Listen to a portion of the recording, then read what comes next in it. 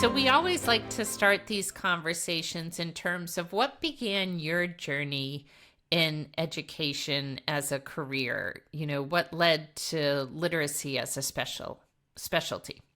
I would say from the time I was a child, I always wanted to be a teacher. I played school all the time with anybody that would play along, cousins, friends, sometimes stuffed animals. In fact, I think in the documentary, Harvey included a picture of me with my cousins in front of an old school chalkboard that we used at the time, teaching a little lesson with everyone. So that was sort of always in my nature. But I would say we share something similar in the fact that we both started our careers teaching and felt that we didn't have enough knowledge to really be able to teach reading. And so I started my career in a town different than Waterbury, a nearby suburb. But I was a fourth grade teacher, and the week before school began, we hadn't talked much about teaching reading. I didn't feel very prepared in my undergrad program, and I asked my team, how do we teach reading? What's happening? We haven't talked much about that.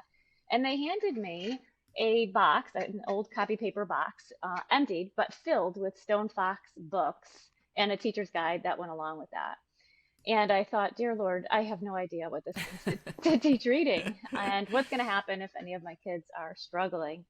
So that prompted me to start and enroll in a master's program to become a certified reading specialist so I can, start to figure out how to teach kids how to read, and started that journey there and became very passionate about learning how to teach reading. And, I argue that I'm still just as much a learner today. That learning has not ended. It evolves with the research. It's ongoing.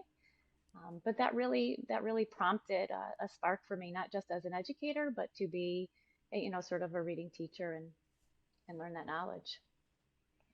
Yeah, I love that I consider myself as well a lifelong learner because as we know, a lot of people right now are talking about the science of reading, and people either feel A, it's new, or B, that it's complete. But we know that neither of those are accurate, right? It's science or evidence over the last 5 or 6 decades, and it's continuing to grow, right? There's new research out there every day. So I love that idea of being a lifelong learner.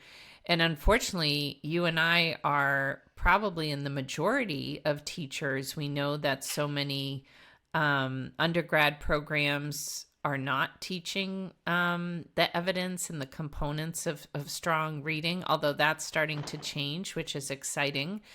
But I'm glad that you found your passion in that you're letting the evidence lead, where you go and how you try to stay current.